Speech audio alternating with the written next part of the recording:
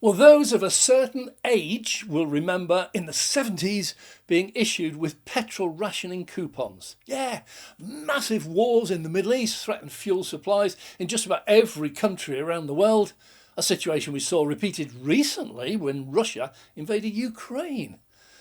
But France back then reacted very differently to the rest of the world, and what they decided to do has come round to bite them in the arse. By the way, that's a French town.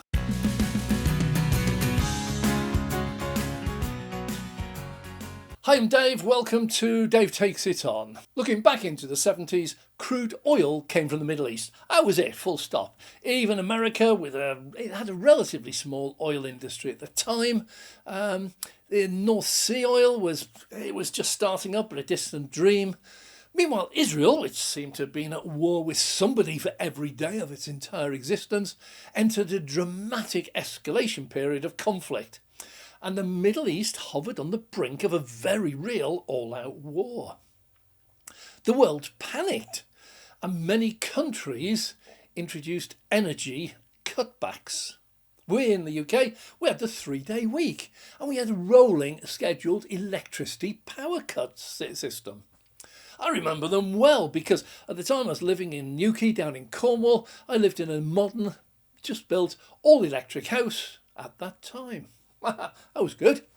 In the UK, the government issued petrol rationing coupons. Well, thankfully, the blackouts were short-lived. Coupons never needed.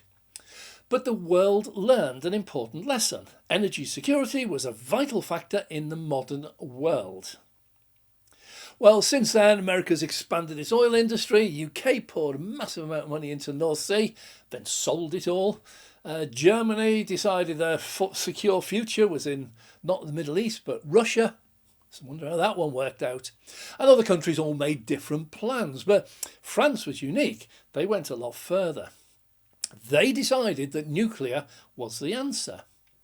A grid running on nuclear reactors was totally under their control and independent from all other countries. Nobody but them could turn their nuclear power off.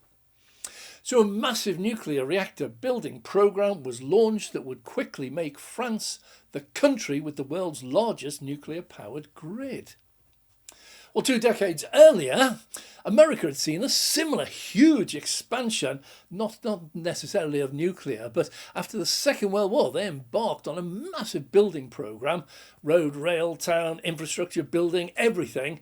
And that's what turned it into the powerhouse it actually is today. And both France and the USA were now set on the road to a predictable future disaster that we in the UK have largely avoided. I know you were waiting to hear where it fitted into the UK scene. It's a bit more later. Well, put simply, if you embark on a massive building programme all at once across the whole country, then it's brilliant. But nothing lasts forever. It will all require replacing at some time. Well, more specifically, it will all require replacing at around the same time. Well, back in the UK, we see this now with our sewage system that's reached the end of its lifespan. It's built in the Victoria era, and it all needs replacing today, and none of the water companies will stump up any money to do it. Well, America sees it far worse in scale in their road and rail systems, specifically their bridges.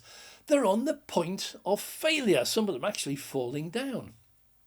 And France likewise is starting to see in the national grid all their nuclear reactors have now passed their life expectancies and are actually needing replacing, all of them. And no one has any money left to spend. What is needed on replacing these ginormous programmes with new projects? But we haven't got any. Well, France has a nuclear power station network with an average age of nearly 40 years, and the early reactors had a life expectancy of 30 years. Way gone. Later ones, by the way, even today, they have a life expectancy of 40 to 60 years. That's it. Well, in plain English, France's national grid is way past its sell-by date, and just extending that expectancy is no longer an option. See, everything will fail in time. Look at the pyramids or Stonehenge. They're still there, but they're no longer in a sensible state of repair, no longer capable of what they were doing originally when they were built. Nuclear reactors have a life expectancy. And of course it can be extended, but not indefinitely. Well, France recently tried to give it an indefinite life expectancy, but the operators, EDF, reported, whoa, no, actually, we hadn't told you, but we've already found corrosion inside them. And they've now actually begun a full evaluation of all the existing reactor network, which is expected to find plenty of bad news. Well, as recently as 2022, the government embarked on a building plan to include 6 small modular reactors and new advanced EGR reactors, with a further 8 in the pipeline once they got started. This is where UK needs to take notice. They were originally budgeted at around 3 billion each, but have not yet even been started, and that has already grown before it's even started to 12 billion each. The earliest one now is not expected to begin operating until 2030 at the earliest if it's on time. Most of them now they think are not going to be ready before 2050. 2050, that's 26 years from now. Well, meanwhile, it was revealed that the French network of reactors is not so independent as people were led to believe. They import their raw nuclear material, the uranium, from countries like Kazakhstan, Niger and Australia. But it gets even worse. Because of the cost of the new plants, the government could not afford them from its own budget. So they had to go out to private investors with promises of generous guaranteed returns, way above market value.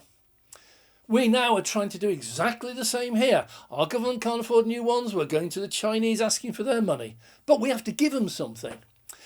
The French, by having already done this in the past, their nuclear industry today spends more paying off investors, it's nearly 50% of the all total running cost, than on actually running them.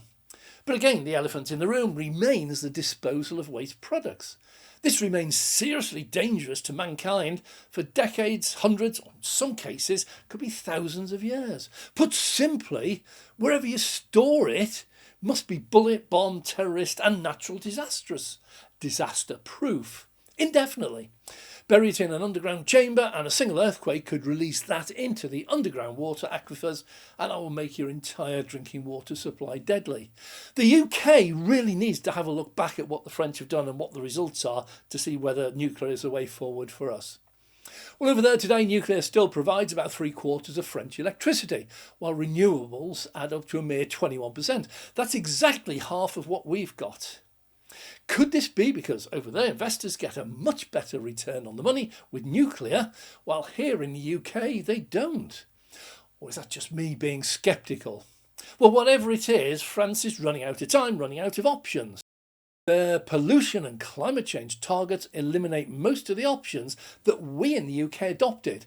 We've had a constant scheme approach to doing this. We're just replacing small gas-fired turbines with high-efficiency ones over a period of time, not doing the whole grid in one go. We currently have around 40, and 6 of these are less than 10 years old, 10 years into their 25 to 30-year cycle. About the same as a nuclear reactor.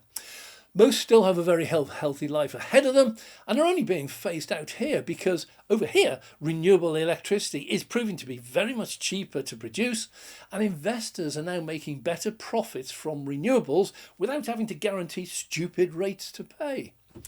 Our nuclear building programme for 6 new reactors has not even progressed at all in the last 5 years, mainly because massively spiralling costs and huge lengthy timelines even if you got the money. Plus the fact that renewables are quick, cheap and very much in fashion. Oh yeah, because nobody is willing to invest in nuclear plants. And the government's out of money. China seems the very last resort, and it is rapidly going out of fashion and favour politically. So France sees a massively increasing load on the grid from EVs, but also a rapidly increasing load with air conditioning due to higher global temperatures, whatever caused them. and a rapidly declining electricity generating capacity. The nuclear reactors are already well beyond their planned life expectancy, and each year that passes increases the cost of keeping them running. Or the fear that one day, very soon, the engineers will suddenly discover actually they're in a dangerous state of repair and have to shut down almost the entire grid. In 2024, as I make this video, around 40% of all of the nuclear reactors in France are already shut down. Not permanently, some of them are shut down for repairs, some for just routine maintenance, and a couple are shut down for replacement. In comparison, the UK, well, just this once we seem to have done a bit better. It's not good, but it's better.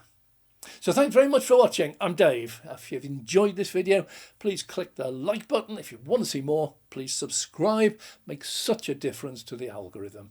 Massive thanks to our Patreon members. There are more joining all the time. So thanks very much. I'm Dave.